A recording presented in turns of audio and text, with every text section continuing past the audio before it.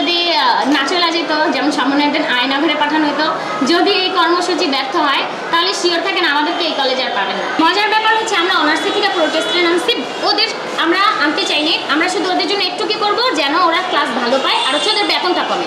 এছাড়া ওদের কিন্তু আমাদের মধ্যে নেই, কারণ আমাদের ক্লাস হয় না, ওদের কিন্তু ক্লাস হয়। তো আমরা শুধু ওদের বেতন কমানোর কথা বলছি, আর কিচ্ছু না। এখানে ইন্টার্নের মেয়ে যে আজকে আসলো, ও কিন্তু ইন্টার্ন, ও কিন্তু জানেও না আমরা কি এলিগেশন আনছি সেলিম স্যারের সম্পর্কে। ও কিন্তু এটা ভালো মতো জানে না, কারণ ও ক্লাস করে না সেলিম স্যার, ইন্টারের ক্লাস করে, অনার্সের ক্লাস করে না। তো এইখানে ওরা কিন্তু ছিলই না, সেই জায়গায় ওরাই আজকে আমাদের দ্বিমত করতেছে। আমার ক্লাসের কেউ কিন্তু করেনি, অনার্সের কোনো হয়তো বা অনার্সের মেয়েরা আসতেছে না ওইভাবে, কারণ অনার্সের বেশিরভাগ মেয়েদেরই বিয়ে হয়ে গেছে, এক একজন দূরে থাকে।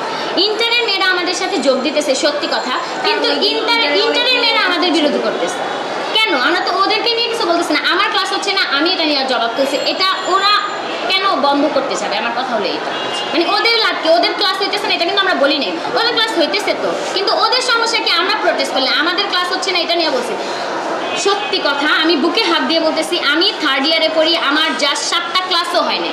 আমি এই বছরে প্রত্যেক বছর আমি 12,000 টাকা হচ্ছে আমার বেতন যায়, আমি নিজের খরচ নিজে চালাই, 12,000 বেতন যায়, 700 টাকা আমাদের ইনকোর্স ফি, যে ইনকোর্স এখন চলতেছে ইনকোর্স ফি, তারপর ভর্তি ফি 10,500, একটা ন্যাশনাল ভার্সিটিতে আমি এত টাকা নিজের কষ্টের টাকা মানে মানুষের থেকে আমি আর্ন করে ওই টাকাটা এখানে দিতেছি, বিনিময়ে আমি কি পাইতেছি? 7টা দিন ক্লাসও পাইতেছি না। একটা সাজেশন তো দূরে থাকে, আমি নিজে জানি না থার্ড ইয়ারে কি কি বই আছে, ওইখান থেকে চলতেছে পরীক্ষা।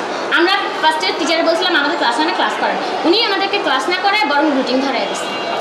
সবশেষ যে বিষয়টা, শিক্ষা তো জাতির মেরুদণ্ড করার কারিগরদের যে আপনারা এভাবে হেনস্থা করছেন বা তাদের আন্দোলন করে পদত্যাগের দাবি করছেন, এটা কতটা যৌক্তিক বলে মনে করছেন আপনি একজন স্টুডেন্ট হিসেবে?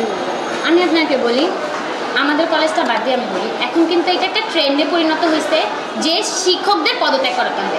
বাট এখানে কিন্তু অনেক ভালো টিচার আছে যে বাচ্চারা করতেছে, আর যারা এই ভুলগুলা করতেছে তারা কিন্তু সবাই স্কুল স্টুডেন্ট, ওরা খুবই ছোট, ওরা নিজেরা ঠিক মতো বুঝে না যে ওরা কি করতেছে, কিন্তু ট্রেন্ডে গা ভাসাইতেছে ওরা যে টিচারের পদত্যাগ করতে হবে। কিন্তু আমরা কিন্তু এরকম কিছু করিনি, আমরা আমাদের এই কর্মসূচি গত 18 তারিখ থেকে চলতেছে। আপনারা কি কেউ জানেন? আমরা ভালোভাবে কলেজের ভিতরে টিচারদেরকে বুঝেছি আমাদের এই দাবি দাবাগুলো আছে, আমাদের যেমন লিফট আছে, লিফট চলে না, ফিল্টার আছে, পানি নাই, ওয়াশরুমের অবস্থা খুবই খারাপ, জঘন্য। একটা মেয়ে হিসেবে ওইখানে স্যানিটারি আমাদের প্যাড থাকা উচিত, মানে কোনো ফ্যাসিলিটিসই নাই এখানে। আশেপাশের স্কুলগুলোতে এর থেকে ভালো ফ্যাসিলিটিস আছে, এগুলো নিয়ে আমরা ফার্স্টে কথা বলি। ফ্যান ঠিক নাই আমাদের, আমরা ভালোভাবে বলি। যখন না শুনে তারপরে যে আমরা 2 তারিখে যাই আমাদের এটারে প্রোটেস্ট করি, যে এটা আমরা আগে ভালোভাবে বলছি। এবার টিচারদের এলিগেশনের ব্যাপারটা আসি, টিচারদের উপরে কিন্তু আমরা প্রথমেই এলিগেশন লাগাইনি। সেলিম স্যার সম্পর্কে আমাদের এলিগেশন ছিল, কিন্তু তাও আমরা ভাবছি যে আমাদের যদি প্রবলেমগুলো উনি সলভ করে দেয়, ওনার নিয়ে আমাদের প্রবলেম নেই, কিন্তু বরং উনি সলভ না করে আমরা যাকে আনতে চাইতেছি অথবা আমরা যে ভালোটা করতে চাইতেছি কলেজের জন্য, আমাদের নিজের ভবিষ্যতের জন্য, আমার ভবিষ্যতে যেন বাচ্চা এই কলেজে পড়তে পারে, আমার বাচ্চাকে যেন আমি ভর্তি করাইতে পারি, এটা যে আমরা করছি সেটাও তাদের সহ্য হইতেছে না। আচ্ছা, সর্বশেষ আজকের পরে 18 তারিখ থেকে তো আপনার কর্মসূচি দিয়ে আসছেন, তো কতটা বাস্তবায়ন হবে না হলে কী করবেন? আজকের কোন কর্মসূচি আছে?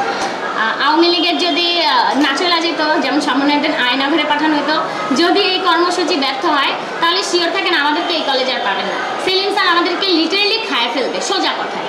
উনি আমাদের ক্লাস করতে দিবে না, অলরেডি আমাদেরকে অনেক থ্রেট দিতেছে, উনি আমাদেরকে ক্লাস করতে দিবেন না। এটা যদি ব্যর্থ হয় আমাদের ক্যারিয়ার এখানেই শেষ, হয়তোবা আমি বিবাহিত, আমার শ্বশুরবাড়ি যায়, আমার ওইখানে আবার ভর্তি হইতে হবো, এছাড়া আমি আর কোনো রাস্তা দেখতেছি না।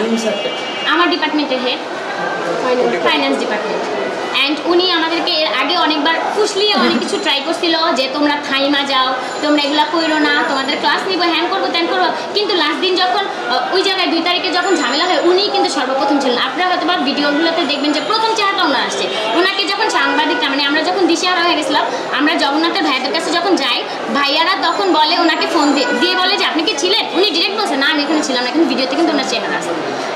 ওনারাই যদি আমাদেরকে মিথ্যা শিখায়, আমরা কি শিখবো?